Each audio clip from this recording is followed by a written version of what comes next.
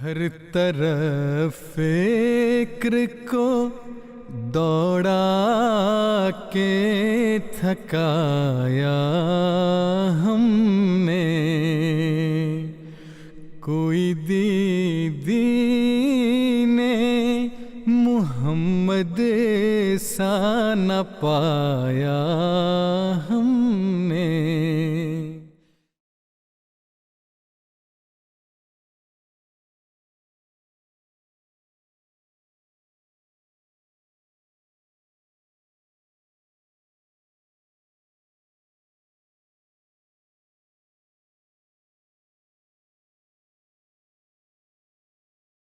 عن أبي هريرة قال: قال رسول الله صلى الله عليه وسلم: من آمن بالله وبرسوله وأقام الصلاة وصام رمضان كان حقا على الله أن يدخله الجنة.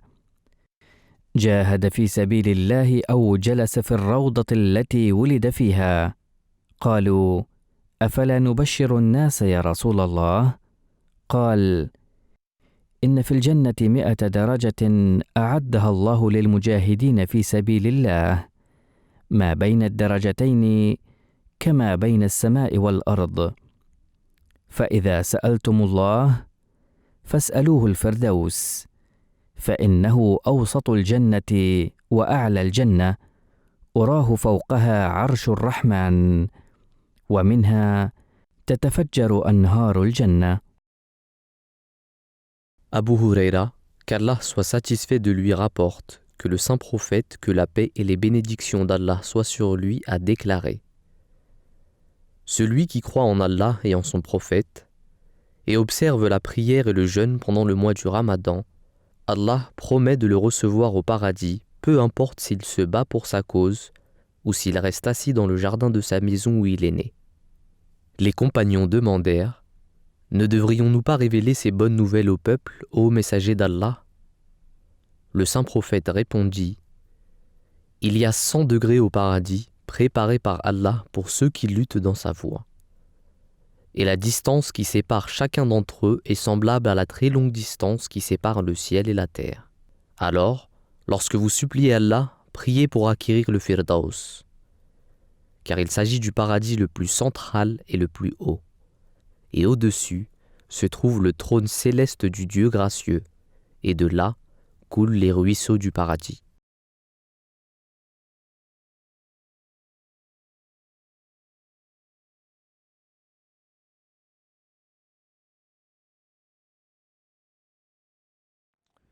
Assalamu alaikum wa rahmatullahi wa barakatuhu. Chers téléspectateurs, chères téléspectatrices, nous nous retrouvons une nouvelle fois pour l'émission Lumière sur Hadith, une émission maintenant devenue régulière et à laquelle vous êtes fidèles.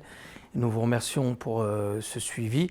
On continue effectivement l'analyse des hadiths pris dans le recueil de 40 Gems of Beauty, le 40 perles de beauté, par Hazrat Mirza Bashir Ahmed, un des fils du Messie premier alayhi salam.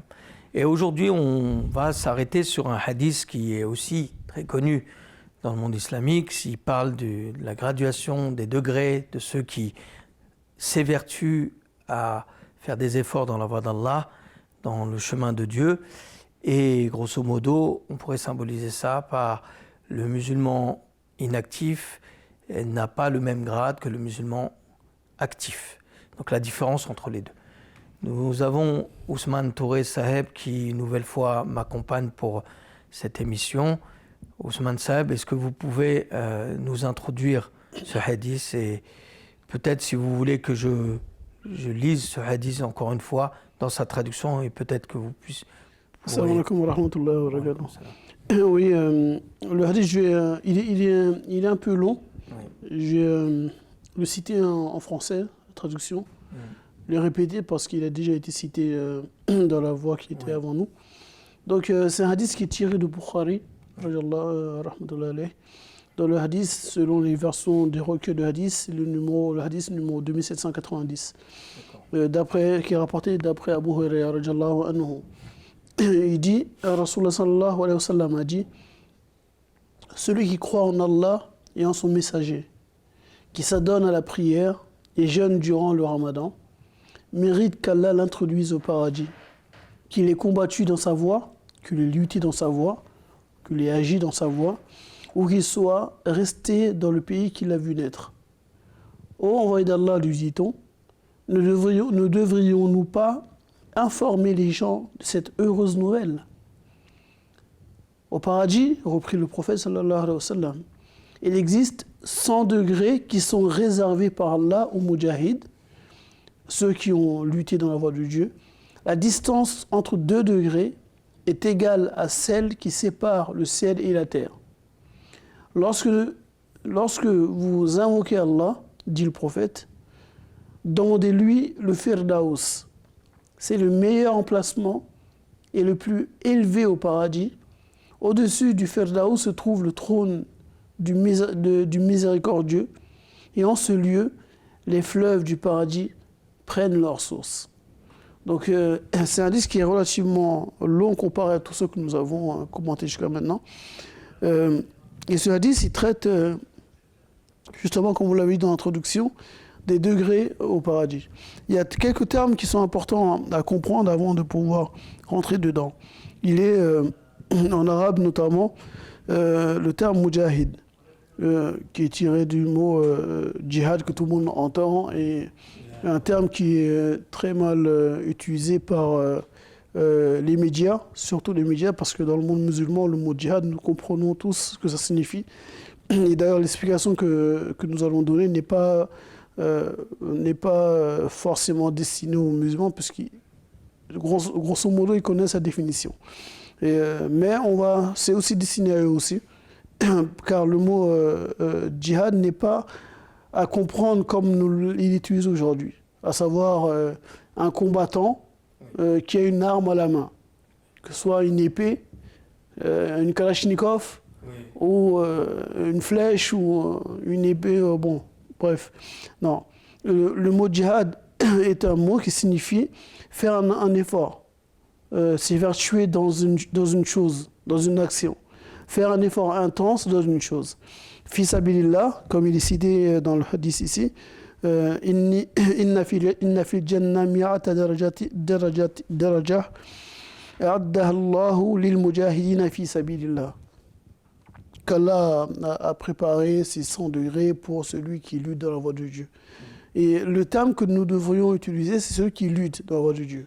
Ouais. Celui qui lutte dans la voie de Dieu afin de s'attirer le plaisir divin en aidant les créatures de Dieu est un mujahid.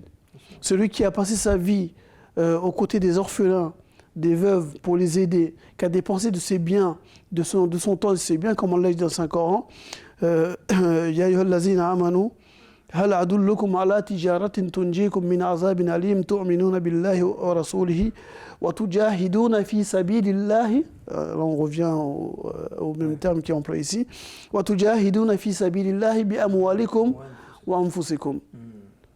تؤمنون بالله ورسوله وتجاهدون في سبيل الله بأموالكم وأنفسكم ذلكم خير لكم إن كنتم تعلمون. Donc, dans ce verset-là, Allah nous dit, est-ce que vous voulez, je vous propose, je vous montre un marché qui vous sera profitable. Un marché, un commerce. Un marché, voilà, un commerce qui vous sera profitable, que vous luttiez dans la voie de Dieu, oui, avec bien vos personnes. Oui. Donc, une personne est considérée comme mujahid, toute personne qui œuvre, qui lutte intensément, oui, dans la recherche du plaisir divin, oui, aux côtés de ses créatures. Oui. Il est différent de celui qui est un croyant, qui fait la prière, oui, qui croit au Saint-Salam, qui jeûne, comme il a dit dans le hadith ici, oui, mais qui reste chez lui, ou bien qui ne se profite qu'à lui-même. C'est-à-dire qu'il, oui, ne fait aucune œuvre qui puisse profiter à l'humanité, profiter aux créatures, à ses semblables. Parce que là, il a un degré qui est beaucoup moins inférieur à celui qui fait des efforts qui ne le concernent pas lui seul, ni son entourage familial ou au niveau marital aussi. Non, mais qui étend ses actions, ses bienfaits à toute la créature de Dieu. Donc c'est cela qui est considéré comme étant un mujahid. Donc celui qui œuvre, qui lutte avec intensité dans la voie de Dieu, dans le but de servir les créatures de Dieu, à travers la médecine, à travers l'enseignement, à travers le prêche, à travers celui qui fait une action qui a pour but d'apaiser les souffrances de l'humanité, est considéré comme moudjahid. Tout comme est considéré comme moudjahid aussi celui qui lutte dans la défense de l'islam, dans une guerre défensive. Le combattant est considéré comme moudjahid, celui qui, dans une guerre, je répète bien, je mets bien en face dessus, dans une guerre qui oppose la communauté musulmane à des non-musulmans, dans une guerre d'agression, est considéré comme moudjahid. Bien sûr, ici, l'émission ne va pas servir à expliquer quelles sont les conditions dans lesquelles on rentre. Le terme djihad s'applique. Voilà. Ça ne peut pas, là, je ne rentre pas dedans. Mais il est considéré. C'est pourquoi dans les hadiths, dans certains textes, on voit ce sens-là venir. Dans certains textes, dans certaines l'islam circonstances. était en danger à cette époque-là. Tout à fait. Et effectivement, il y avait besoin de... Voilà. Donc on a restreint le mot à sa seule signification, alors qu'il est beaucoup plus large et étendu. Mais c'est fait exprès, parce qu'aujourd'hui, ce sont les médias qui ont restreint le mot. Tout à fait. Ce n'est pas les musulmans. Malheureusement, les musulmans, en gros, n'ont rien à dire. C'est que les médias utilisent à tort et à travers le terme djihad. Ils l'appliquent à tout et n'importe quoi. Les musulmans, dans la grande majorité, ne sont pas d'accord avec l'utilisation qui est faite de ce terme, mais ils n'ont pas... c'est on va dire la majorité silencieuse, parce que ce sont les musulmans qui sont en majorité concernant leur religion, mais c'est eux qui en parlent le moins. Même si effectivement vous avez des groupuscules qui utilisent ça à des fins plus politiques que religieuses. Quand je dis la majorité silencieuse, c'est que ces minorités-là, c'est eux qui vont de l'ombre à la majorité musulmane. Et qui vont être comment dire, le grain à moudre des médias. Tout à fait. Tout à fait. Parce qu'on va se tourner vers eux, dans leur vision rigoriste, extrémiste tout à fait. Et limitée du terme. Oui, tout à fait. Mais la grande majorité des musulmans. D'ailleurs, vous regardez bien dans les pays dans lesquels il y a soi-disant ce djihad. Ce djihad est destiné et contre qui les premières victimes de ce djihad-là, c'est les musulmans eux-mêmes. Vous voyez ce qui s'est passé en Afghanistan il y a quelques semaines, il y a quelques jours, le nombre de morts qu'il y a eu. Vous regardez ce qui se passe en Irak, vous regardez ce qui se passe en Irak, en Syrie. Ce sont les musulmans qui sont les premières victimes de ces personnes qui disent faire le djihad. Tout à fait, Donc, ce n'est pas eux qui sont les porte-parole de ce qu'est le djihad. Ce n'est pas eux qui sont les porte-parole de ce qu'est l'islam. Mais, comme vous l'avez dit dans l'émission précédente, il y a le sensationnel, aujourd'hui, par les médias. Aujourd'hui, ce qui fait vendre, ce qui va attirer l'attention des gens.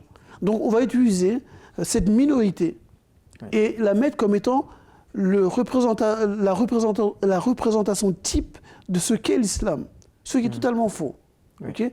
Donc je pense qu'il était important qu'on fasse une parenthèse sur cette question de djihad pour pouvoir rentrer dans l'explication sereinement de ce hadith sans que les personnes pensent aient une mauvaise compréhension de ce terme et qui restent fixés sur le terme moudjahidine. Car on entend beaucoup... dès qu'on dit moudjahidine, ça fait peur aux gens. Oui, ça a commencé déjà avec la guerre en URSS des Afghans, justement. Ce terme-là est sorti de l'ombre, entre guillemets, et a été, si je puis dire, dévoyé de son sens depuis, et cadenassé dans un sens qui n'est pas réellement le sien.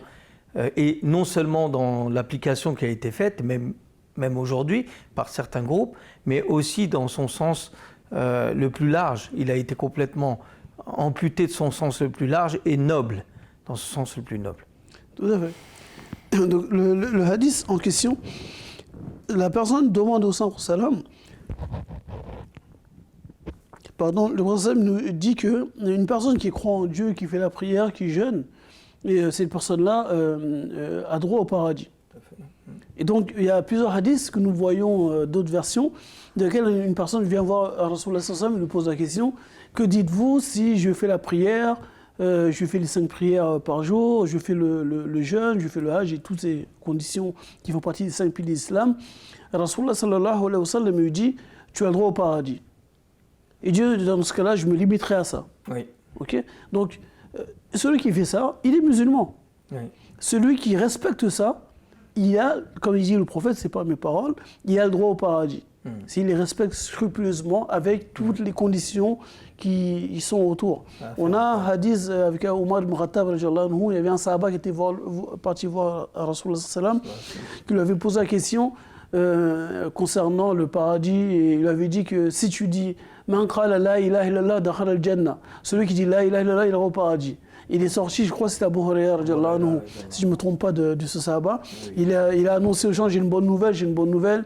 Le prophète a dit que celui qui dit la ilaha illallah, il ira au paradis. Omar ibn Khattab, qui a entendu ça, il a pris par le col, il l'a amené à Rasulullah en disant qu'il faut lui parler. Il dit quelque chose, il risque d'induire les autres en erreur. Et il lui avait dit ça. Et bien sûr, c'est celui qui respecte les conditions qui ont trait au la ilaha illallah. C'est lui qui ira au paradis. Voilà. Et donc ce hadith, il traite de ce sujet de façon plus approfondie, plus élargie, à savoir que il y a une différence, notamment dans le Saint-Coran, Allah le cite aussi. Est-ce que celui qui reste assis chez lui peut être comparé à celui qui lutte dans la voie de Dieu? Ils ne peuvent pas être égaux. Et nous le voyons aujourd'hui aussi, dans le cadre de la communauté, reprendre la communauté Ahmadiyya, nous avons les Ahmadis ensemble. Oui. Il y en a qui sont chez eux et qui ne viennent qu'assister à des programmes. Oui. Ils ne viennent pas servir la communauté. Ils sont chez eux. Quand on leur dit venez, ils viennent pour assister à une réunion générale, assister à une chose, mais ils ne font aucune action dans le but de servir la communauté. Tout à fait. Il y en a qui dorment le matin, d'autres se lèvent le matin tôt pour venir aider la communauté à faire le travail. C'est du djihad fi sabilillah. Oui. Okay, c'est une lutte dans la voie de Dieu.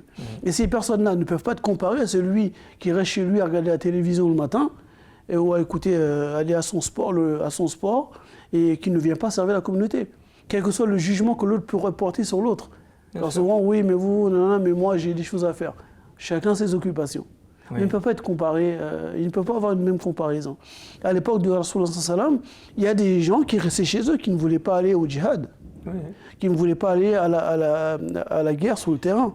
Oui. Donc, ils avaient le droit. Oui. Ce n'était pas forcé qu'ils y aillent. Oui. Mais comment pouvaient-ils être comparés à celui qui allait sur le terrain, dans la défense de l'islam, qui était en péril à l'époque, combattre au péril de sa vie? Ils ne peuvent pas être comparés, ces deux personnes-là. Et donc, Rasulullah sallam, il dit que ces personnes qui restent dans leur terre qu'ils ont vu naître, chez eux, ne peuvent pas être comparés à celui qui va lutter dans la voie de Dieu, qui est actif dans le but de rechercher le plaisir divin en faisant un effort intense, une lutte, soit dans la défense ou la propagation de l'islam. Oui, tout à fait. C'est pas pareil. Et dans l'hadith, il dit, Allah a préparé pour eux, il y a 100 degrés au paradis qui sont destinés à ceux qui luttent dans la voie de Dieu. Dans ces gens qui luttent dans la voie de Dieu, il y a différents grades qui sont dans ces 100 degrés. Et il dit, le degré que vous devez chercher, implorer Dieu, c'est le degré le plus élevé, que le Firdaus. C'est l'objectif, en fait. C'est l'objectif à atteindre. Toujours rechercher cet objectif. Tout à fait, toujours rechercher cet objectif. Donc on voit bien qu'il dit que la différence de chaque degré, il est l'espace entre le ciel et la terre. Le degré le plus bas, le plus bas niveau, c'est celui qui est croyant. Il fait la prière, il fait le jeûne, il ne fait pas du tort aux autres. Il respecte les règles de base islamiques. S'il meurt comme ça, Dieu lui accordera le paradis. Mais il aura le niveau le plus bas du paradis. Quant à ceux qui œuvrent dans la voie de Dieu, il y a différents degrés dans ces 100 qui leur sont accordés. En fonction, et comme le dit l'auteur dans le livre, les 100 degrés, les degrés du paradis représentent les différents niveaux de proximité avec Dieu. Oui, oui, tout à fait. En fonction de notre investissement, en fonction de notre implication dans la voie de Dieu, en fonction de l'effort que nous faisons, encore une fois, le djihad que nous faisons dans la voie de Dieu, en fonction de cela, notre degré par rapport à Dieu, on se rapprochera de Dieu. Et c'est là que nous progressons spirituellement. Le croyant gravit des échelons spirituels en fonction des actions qu'il fait, des efforts qu'il fait. Et c'est de cela qu'il s'agit dans ce hadith quand on traite des 100 degrés et que nous devons chercher le plus élevé qui est le Firdaus. Alors, effectivement, Vous avez cité les 100 degrés qui sont réservés effectivement aux gens qui s'évertuent à faire le service dans le chemin de Dieu, à différents niveaux effectivement, mais ce qu'on pourrait résumer, et en guise je veux dire de synthèse de ce que vous avez dit, c'est que le degré le plus bas qu'une personne qui ne veut pas sortir de son confort personnel et qui reste dans sa sphère de confort personnel, et celui qui commence à se mettre en marche dans le service de Dieu à la même distance, comme dit le saint prophète sallallahu alayhi wa sallam, entre les cieux et la terre. Ce qui explique bien que là, la mise en garde du prophète sallallahu alayhi wa sallam, lorsque les compagnons ont dit, alors on peut proclamer cette bonne nouvelle, il y avait le risque effectivement que les gens pensent que, ok, ils sont identiques, ils auront les mêmes faveurs. Mais évidemment, une personne, même dans le monde mondain, bien sûr, lorsque vous avez dans le monde de l'entreprise ou dans le monde quotidien ou dans la recherche d'une position sociale, d'une promotion dans une compagnie ou simplement avoir, comment dire, une progression politique au sein d'un public ou autre, il y a des efforts à fournir. Et ces personnes qui font des efforts qui vont dans le sens de leurs aspirations, on voit bien que ces gens-là ne peuvent pas être comparés aux gens qui restent et qui ne font pas d'efforts pour augmenter leur niveau de connaissance, notamment dans telle ou telle discipline, pour être médecin. Une personne qui ne fera pas d'efforts n'arrivera pas à obtenir son diplôme de médecine. Celui qui fera le plus d'efforts, évidemment, aura beaucoup plus de gratification et aura une position sociale. Donc il atteindra beaucoup plus facilement le but. Donc dans cette même logique, la même philosophie, on a cette graduation qui montre aussi que ce que vous avez bien expliqué, c'est-à-dire le terme mujahid qui est effectivement dévoyé aujourd'hui, mais qui concerne les personnes qui, dans le service qu'ils vont amener à un service de Dieu, n'oubliez pas qu'il y a ces deux droits qui sont toujours présents dans l'islam, huququllah, huquq al-ibad, c'est-à-dire les services à Dieu et les services à l'humanité, ils sont de pair et rentrent dans le service, dans le chemin de Dieu. Tous les deux rentrent dans ces sphères-là. Donc ces personnes qui vont comment dire, aller dans le monde entier pour aller chercher la connaissance dans un domaine précis et en faire bénéficier leurs semblables, ces gens-là aussi font un effort et méritent leur grade parce qu'ils le font au nom de Dieu et pour amener une amélioration de la situation dans un domaine précis. Ça peut être au niveau humanitaire, ça peut être ne serait-ce que des gens, et là je m'aventure aussi à le faire parce que souvent ce n'est pas dit. Vous avez des gens, alors à condition que le croyant soit dans cet objectif, toujours le plaisir de Dieu, ou des gens qui sont dans la détresse, soit parce qu'ils ont sombré dans des dépendances aujourd'hui malheureusement de drogue, et qui sont dans des institutions qui œuvrent pour sortir ces gens de ces addictions ou autres, ou d'autres choses. Ces gens font véritablement, s'ils le font dans la voie de Dieu, ils le font dans le bon esprit et ils méritent de gagner les degrés de proximité de Dieu, s'ils le font dans cet état d'esprit-là. Et moi j'ai une anecdote justement pour mettre en parallèle ce que vous disiez par rapport à ce qu'on a gardé comme mot djihad restreint et toujours par rapport à ces groupuscules restreints au type d'agression armée qu'ont piraté entre guillemets certains groupuscules se revendiquant de l'islam. J'ai une anecdote personnelle parce que j'ai une fois, sortant d'une mosquée, vu un nouveau converti qui faisait l'éloge justement du combat armé. Et j'étais choqué de la manière dont il avait on l'avait induit en erreur parce qu'il était tombé sous la main de rigoristes très dangereux, et où il dit, moi, qu'est-ce que j'aimerais tuer dans la voie de Dieu. Et je lui ai, comme ça, de manière très naturelle, sorti cette réflexion. Mon djihad à moi, je préfère sortir une personne du pétrin de la drogue parce qu'on était dans un environnement à Mantes-la-Jolie, parce que je viens de là-bas, où il y avait beaucoup de gens qui avaient sombré dans la drogue, l'alcool, la délinquance. Je préfère m'évertuer à faire mon djihad et souffrir, sortir de mon confort pour aider cette personne à en sortir, plutôt que de lui supprimer la vie. Donc ici, tout est là. C'est une question de définition et une question d'état d'esprit et de philosophie. Effectivement, les deux différents grades nous amènent à nous rapprocher de Dieu.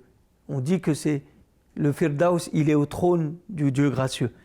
Donc c'est quand vous avez atteint. Donc nous devons atteindre. Mais est-ce que nous atteindrons ce niveau-là en supprimant la vie, en étant des agents destructeurs? Au contraire, on va s'éloigner de l'objectif de Dieu. Et l'objectif de Dieu, il doit être en relation avec l'établissement de la paix avec ses semblables. Donc ça, c'est un des sens. Mais effectivement, comme vous le dites, c'est aussi la promotion de la vérité. C'est-à-dire, lorsque vous savez que l'islam est bénéfique, lorsque nous sommes croyants et que nous savons qu'il est bénéfique, on se doit, par le biais d'actions, et c'est ce que fait la communauté musulmane Ahmadiyya, lorsqu'elle organise des conférences, lorsqu'elle va faire des colloques ou elle va faire des actions pour aider les gens qui ont souffert aux mains des terroristes, des attentats ou autres. On va collecter des dons de sang, on va collecter des fonds pour aider les gens qui sont en souffrance à tout niveau. Alors on est dans cette perspective de Moudjahidine.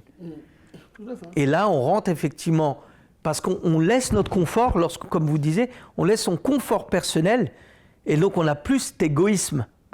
Et on va au-delà, donc dans l'altruisme, et on va aller aider nos semblables parce qu'on est convaincu que par cela, on va plaire à Dieu. En plus, dans l'Aziz, on voit bien que, comme vous l'avez bien souligné, il fait référence à Arshur Rahman, Ouais. La miséricorde. Oui. Donc, encore une fois, tous les termes de ce hadith renvoient à cette question de Rahman. Ouais. À savoir que les luttes que nous faisons, Ouais. ces luttes sont des luttes qui doivent amener à ce que les gens puissent bénéficier de la miséricorde divine Tout à fait. et que soi-même nous profitions de la miséricorde divine. Tout à fait. Les attributs divins dans leur ensemble, et c'est ce que Al-Fatiha, même si les gens peuvent avoir l'impression qu'on s'égare un peu du sujet, mais c'est vraiment un point important. Mais on voit bien qu'Al-Fatiha, la sourate Fatiha et les attributs divins qui sont mentionnés dans Al-Fatiha sont le socle, la base de tous les autres attributs. Et la racine, c'est Ar-Rahman Rahim, comme stipulé dès le début, Bismillah Ar-Rahman Rahim. Donc tous les autres attributs se basent dessus. Le djihad, pareillement, doit amener cette miséricorde. Cette miséricorde ne peut pas être grâce à cette miséricorde. Donc ces actions que nous faisons avec intensité, avec effort, qu'on appelle djihad, sont des actions qui doivent amener à attirer sur soi et faire profiter à l'autre et aux autres cette miséricorde divine, Oui.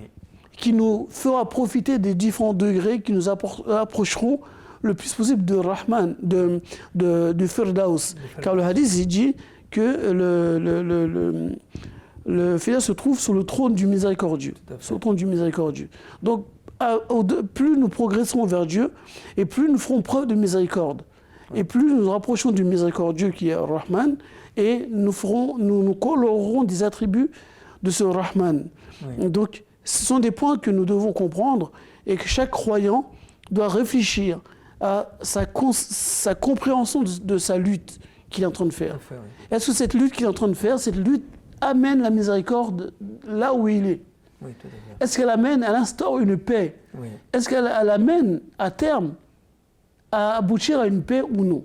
Paix non pas momentanée, mais une paix durable. Ce à quoi le croyant doit être amené. Mais faire une action qui amène le chaos perpétuellement, Tout à fait. mais qui n'amène jamais la stabilité ni la paix dans la société, Oui. ne peut être jamais une cause agréée par Dieu. Car si elle était agréée par Dieu, après un moment de difficulté, vient la facilité.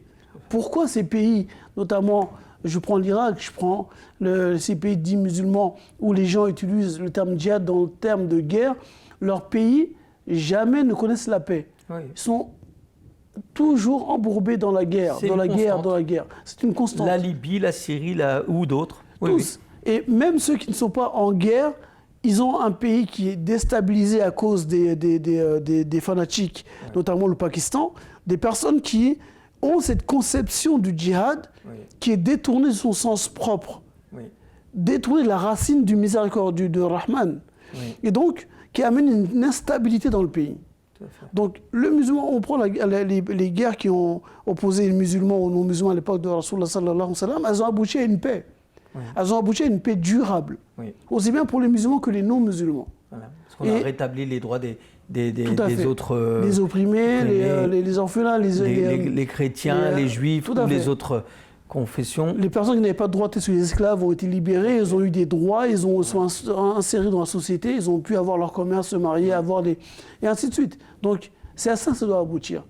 Mais si une personne, sa lutte à elle, ne profite qu'à elle-même, n'a assouvi que son propre intérêt personnel ou que son propre pays, au détriment de ses voisins, ce n'est pas une lutte qui est dans le chemin de Dieu. Le chemin de Dieu, c'est d'amener la paix, d'amener la stabilité, non pas qu'à soi-même ou à notre environnement direct, mais aussi à nos voisins et à la créature humaine dans son ensemble. Et justement, pour finir votre développement, ça nous ramène aussi, et là je finirai par ça, à la définition du même mot qu'est l'islam. L'islam qui signifie l'abandon finalement à la paix, à Dieu. On s'abandonne à Dieu, mais pas comme étant un serviteur dénué de raison, mais avec conscience que notre abandon, l'abandon de nos biens et l'abandon de notre service et de nos compétences, nos qualités, nos facultés au service de Dieu, qui doit in fine amener à la paix.